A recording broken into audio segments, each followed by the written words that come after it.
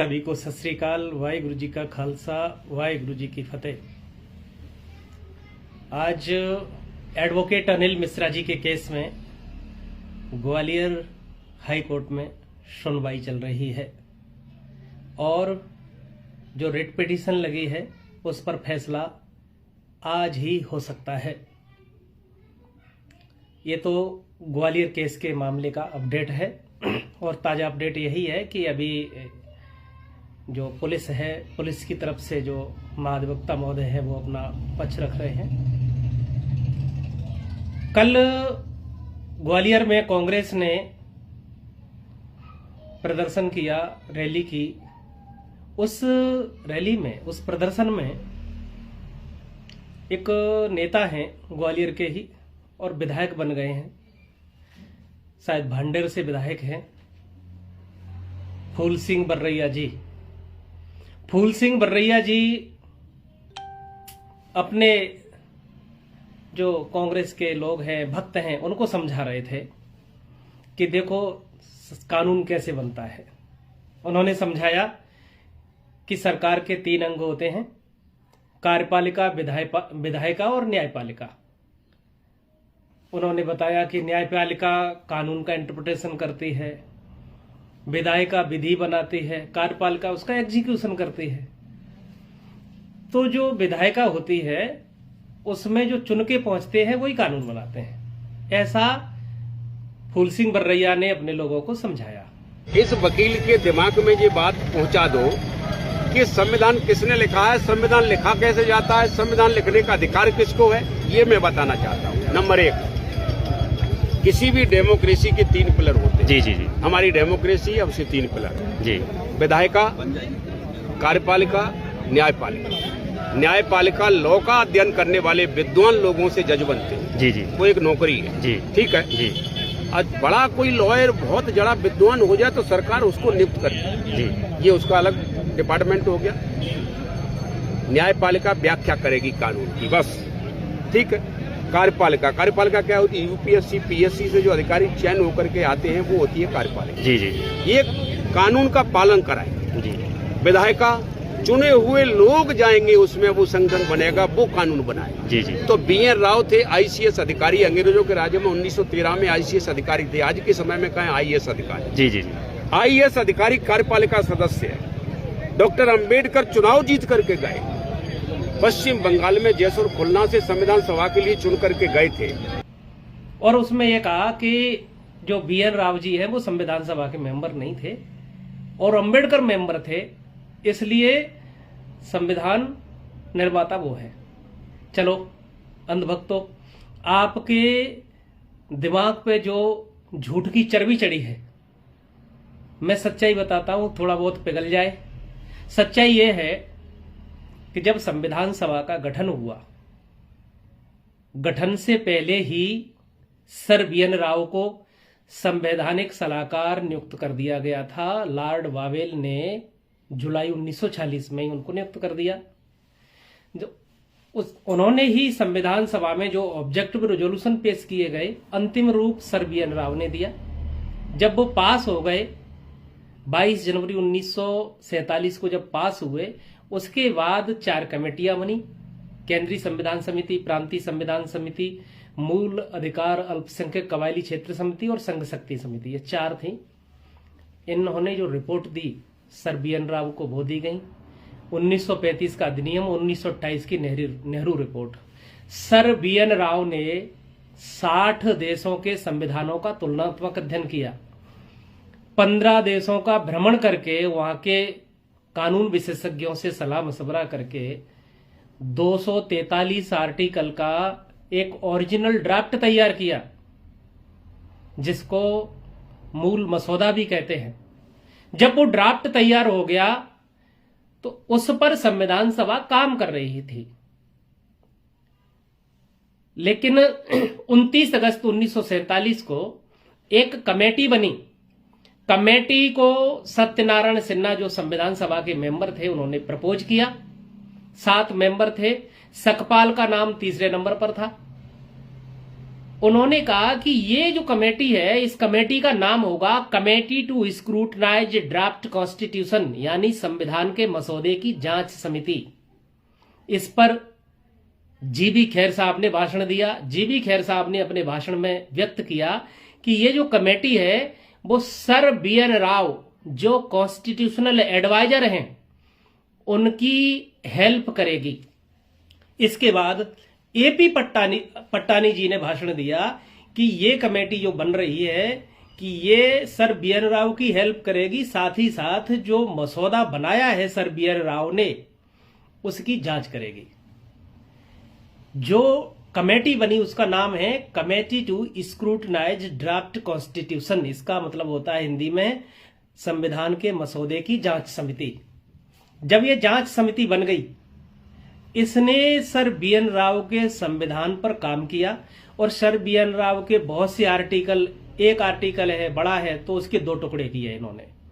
तो जो 243 आर्टिकल थे उसमें से जब रिवाइज ड्राफ्ट बनके तैयार हुआ तो 315 आर्टिकल हो गए। 315 आर्टिकल सर BN राव के संविधान के हैं, उन्होंने बनाए। और जब संविधान सभा ने काम किया इस पर तो संशोधन हुआ, संशोधन बहुमत से हुआ। तो फूल सिंह बर्रैया जी आपको बता देता हूं, संविधान सभा में बहुमत कांग्रेस पार्टी का था, भीवा सकपाल का कोई बहुमत नहीं था। भीवा सकपाल उस समय इतने महान थे कि वो अपनी पार्टी से चुन के ही नहीं जा सके। तो योगेंद्रनाथ मंडल जी और मुस्लिम लीग के मोहम्मद अली जिन्ना, इन्होंने सहयोग करके भीवा सकपाल को संविधान सभा में पहुंचाया था। और बताऊं कितने महान थे। भीवा सकपाल संविधान लागू होने के बाद एक भी चुनाव नहीं जीत पाए। सबसे पहले जो कजरोलकर, एक मामूली से दूधिया थे, कजरोलकर ने इनको चुनाव में हरा दिया। और जब चुनाव प्रचार हो रहा था तो कजरोलकर की तरफ से भीवा सकपाल का बेटा यशवंत प्रचार कर रहा था, यानी भीवा सकपाल के खिलाफ उनका लड़का ही प्रचार कर रहा था कि बोले ये आदमी धोखेबाज है, इसने डबल वोट का राइट बेचा है, पृथक निर्वाचन का अधिकार बेचा है, पूना पैक्ट करके अछूतों को धोखा दिया है, इसलिए इस आदमी का सपोर्ट मैं नहीं करूंगा। यानी उसके बेटे ने सपोर्ट नहीं किया और महारों ने ही भीवा सकपाल को हरा दिया। ये एक उपचुनाव लड़े भंडारा से। अनुसुईया बोरकर, एक विडो लेडी थी, अनुसुईया बोरकर, एक महिला ने इस तुम्हारे महान जो मसीहा बनाए फिर रहे उसको चुनाव में हरा दिया। इतना महान था कि इसे महाराष्ट्र के महाराव ने ही रिजेक्ट कर दिया। और तुम कह रहे हो संविधान निर्माता। अरे इसका संविधान सभा में बहुमत नहीं था। जब बहुमत नहीं था तो संविधान इसका कैसे हो गया? और जब ये इसको कोई पूछ भी नहीं रहा था, सरकार में भी नहीं था, तब इसने 15 मार्च 1947 को एक संविधान बना के दिया था all India schedule caste federation की तरफ से। All India schedule caste federation की तरफ से इसने संविधान बना के दिया। उसका नाम था स्टेट एंड माइनॉरिटी, राज्य और अल्पसंख्यक। वो इसने जुलाई 1947 में संविधान सभा को दिया। संविधान सभा ने उसको उठा के रद्दी की टोकरी में फेंक दिया। इसने भी उसके लिए आवाज नहीं उठाई और ना इसका किसी ने समर्थन किया। तो ये फूल सिंह बर्रैया जी किस आधार पर कह रहे हो तुम? ये भीवा सकपाल का संविधान है। भीवा सकपाल ने खुद 25 नवंबर 1949 के भाषण में कहा, क्या कहा? सुन लो कान खोल के। भीवा सकपाल कहते हैं कि the credit that given to me does not really belong to मी।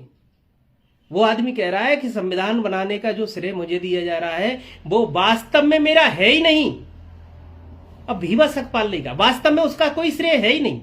और ये जो भीवा सकपाल के नाम पर अपनी राजनीतिक रोटियां सेक रहे हैं, बहुजन समाज को धोखा दे रहे हैं, गद्दारी कर रहे हैं, वो किस मुंह से कहते हैं कि भीवा सकपाल संविधान निर्माता है? भीवा सकपाल ने संविधान को जलाने की बात कही। संविधान को जलाने की बात 2 सितंबर 1953 को कही। भीवा सतपाल कहते हैं, क्या कहते हैं कि संविधान सभा में मैं भाड़े का टट्टू था। संविधान सभा ने जो जो कहा मैंने अपनी मर्जी के खिलाफ किया। इस संविधान से किसी का भी भला नहीं होगा। मुझे अवसर मिले तो मैं इस संविधान में आग लगाऊंगा। तो संविधान जलाने की बात करने वाला भीवा सतपाल संविधान निर्माता कैसे हो सकता है? और संविधान जलाने की बात कौन करता है पता है? देशद्रोही। तो ये भीवा सतपाल देशद्रोही था, इसने संविधान जलाने की बात करी। और 22 सितंबर 1952 को पूना जिला न्यायालय की लाइब्रेरी में भी इसने ऐसी ही बात कही। पूना जिला न्यायालय की लाइब्रेरी में ये कहता है, क्या कहता है कि वर्तमान संविधान को लेकर लोग काफी जोशपूर्ण हैं, लेकिन मैं ऐसा नहीं हूं। मैं उन लोगों में शामिल होने के लिए तैयार हूं जो वर्तमान संविधान को खत्म करके उसकी जगह नया संविधान लिखना चाहते हैं, क्योंकि यह संविधान ऐसी हड्डियों का ढांचा है जिसमें मांस वहां पाया जाता है जिसे हम संवैधानिक नैतिकता का नाम देते हैं। यानी यह संविधान वो बता रहा है कि ये मॉरलिटी पर बेस्ड है, कॉन्स्टिट्यूशनल मॉरलिटी, इसलिए इसे खत्म कर देना चाहिए, रीड्राफ्ट करना चाहिए। अगर भीवा सतपाल संविधान बनाता तो वो इसको खत्म करने की और रीड्राफ्ट करने की बात क्यों करता? तो फूल सिंह बर्रैया जी थोड़ा बहुत पढ़िए, अकल लगाइए, लोगों को बेवकूफ बनाना बंद कीजिए। नहीं थोड़ी बहुत इज्जत बची है ना, वो भी पतली गली से निकल रही है और इज्जत बचेगी नहीं, ना तुम्हारी बचेगी ना भीवा सतपाल की बचेगी। भीवा सतपाल को फुल एक्सपोज किया जाएगा कि ये ब्रिटिश एजेंट था, इसने अछूतों के डबल वोट के राइट और सेपरेट इलेक्टोरेट को बेचा है। भारत के दलितों को इसने नास्तिकता में झोंकने के लिए षड्यंत्र किया है। इसने बौद्ध धर्म के अंदर नास्तिकता घुसेड़ के बुद्ध के नाम का यूज करते हुए इसने अपना धर्म चलाया है, नवयान। हम इसको एक्सपोज करेंगे, एक्सपोज ही नहीं, गांव की देहात की भाषा में बताएं, भंडाफोड़ करेंगे, बहुत अच्छे से करेंगे। और जितने भी लोग गाली दे रहे हैं देते रहो, कोई फर्क नहीं पड़ता। तुम गालियां ही दे सकते हो, तुम गालियों के अलावा कुछ नहीं कर सकते। और एक बात और फूल सिंह बर्रैया के लिए कह देता हूं, भीवा सतपाल ने ही कहा कि कांग्रेस जलता हुआ महल है, इसके 4 आने के मेंबर नहीं बनने चाहिए। तो मेरी नजर में पता है फूल सिंह बर्रैया की क्या कीमत है? 4 आना। 4 आना समझते हो? जो आज चलता भी नहीं है, 4 आने का मेंबर बन गया है फूल सिंह बर्रैया कांग्रेस का। कल मैंने रात में बताया था कि भीवा सतपाल ने कहा कि भीवा सतपाल कहता है कि अछूतों के प्रतिनिधि अछूतों के सजग प्रहरी है। यदि वे किसी कारण से कांग्रेस ज्वाइन कर लेते हैं तो वो ऐसे पालतू कुत्ते हैं जो मालिक की मर्जी के बगैर काटना तो दूर भौंक भी नहीं सकते हैं। फूल सिंह बर्रैया जी, इसको पढ़ना, ये तुम्हारे लिए लिखा है भीवा सतपाल ने। पढ़ने के लिए किताब रेफरेंस बताओ। रेफरेंस है वॉल्यूम नंबर 5 पेज नंबर 345। एक बार फिर सुन लो। डॉक्टर अंबेडकर की जो राइटिंग्स एंड स्पीचेज है जो सरकार ने छपवाई हैं, उसके वॉल्यूम नंबर 5 पेज नंबर 345 को पढ़ लेना आंख खोल करके। तब तुमको तुम्हारी औकात पता चलेगी कि तुम भीवा सतपाल के शब्दों में कांग्रेस के क्या बन गए हो। मैं बोल के नहीं बताऊंगा, तुम पढ़ोगे तो तुम खुद समझ जाओगे। आज इतना ही, फिर मिलते हैं अगले वीडियो में, अगले लाइव में। तब तक के लिए आप सभी को सत श्री अकाल। वाहिगुरु जी का खालसा, वाहिगुरु जी की फतेह।